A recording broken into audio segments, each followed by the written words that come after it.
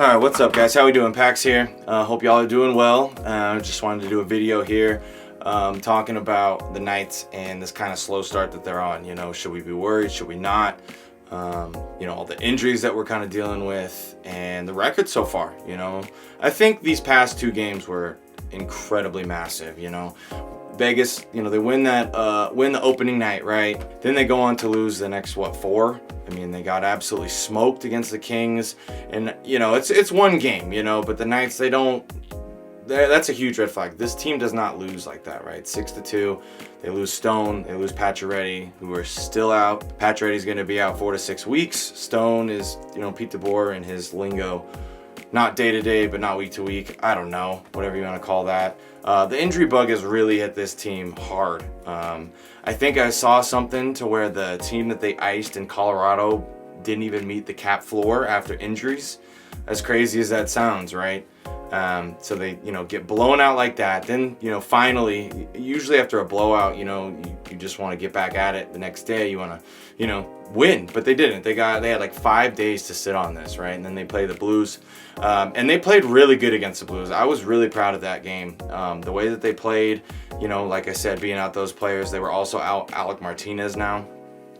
And the way that they played, you know, the Blues are still undefeated. So you know, it was a cough up, just a bad mistake that led to like a 2-on-0, 3-on-0 or something that ended up being the game winner. And I wasn't going to be too mad at the boys for that. I mean, they played their hearts out. They got a lead, but this St. Louis team is good, right? Then Friday comes and they play Edmonton.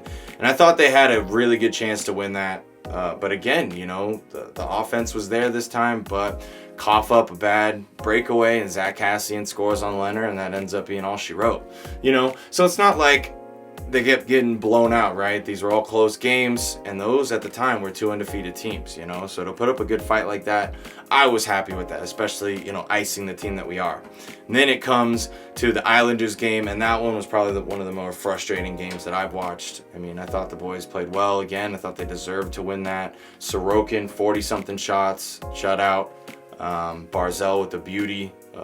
Not much Leonard could... I mean, I thought he should have had that one, but I mean, that was perfectly sniped.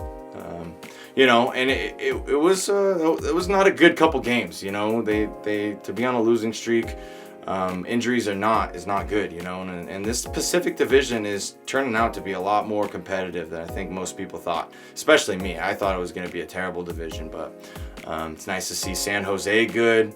LA's kind of fallen off a little bit, but Seattle's kind of where I thought they would be. But Calgary looks really good. Vancouver's and then Edmonton's one of the best teams in the league right now, you know? Even Anaheim's putting up a fight. So, yeah. So you go to that Islanders game, and that one was incredibly frustrating to lose.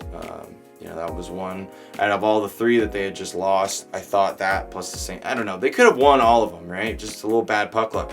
And then we come to Tuesday's game against Colorado, and I was actually at the game. I do live in Colorado, and it was a beauty, man. To be without those players that were out: Alec Martinez, Nolan Patrick, Zach Whitecloud, Pacioretty, Stone. I mean, that's a bulk, you know. That's a lot of this team. They had a complete AHL fourth line, you know, and for them to get a win like that with Colorado, who had, you know, their top line.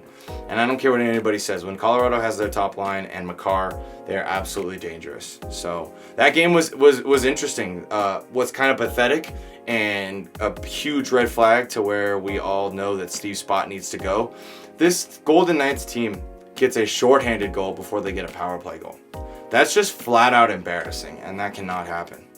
That one was a beauty. Riley Smith, you know, on a semi-breakaway gets that. But when that happens, that should, you know, tell somebody this cannot continue. Steve Spott needs to go. I have no idea what he's still doing with the job, you know. And you know, we played again the other night, last night.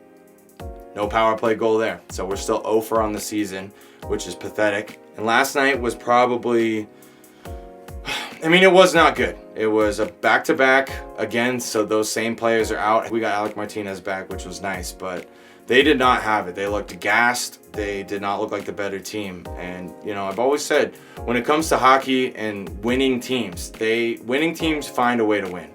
I know it's early in the season. You know, there's still like 75 games to go.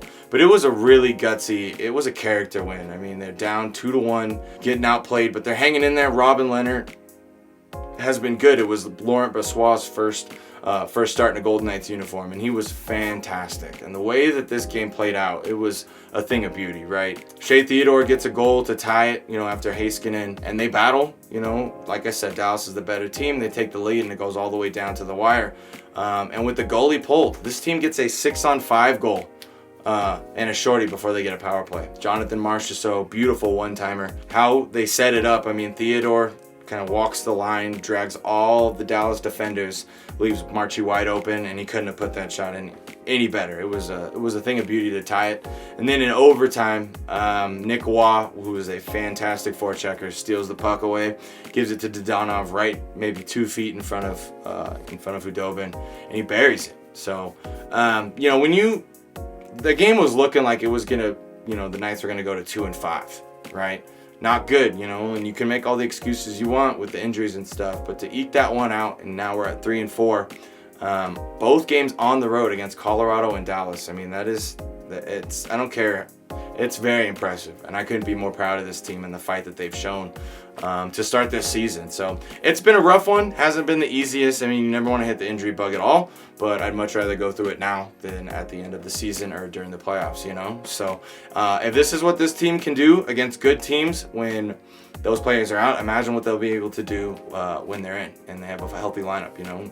And after, you know, all this, Tuck is still out, you know, and he's going to be out a while. So yeah, rough start to the season, but I'm very proud of this team and how they're going so far. I just do want to touch on, kind of close it out with, I just don't know how Steve Spott still has a job. This team, the last time they've scored a power play goal was against Colorado, Game 4, I think. You know, they're the only team to not score a power play goal yet. And if, you know, let's say if Spott goes, then Pete DeBoer is like, I'll quit. I don't know. What do you think they should do? I mean, I love the way Pete DeBoer is. I think he's a great coach. But if that's really the case, you can go, dude. I mean, there's still good coaches out there. This is a good team. I don't think the coach is going to make all too much of a difference when it comes to that. I mean, like, as the saying goes, you can't polish a turd, right?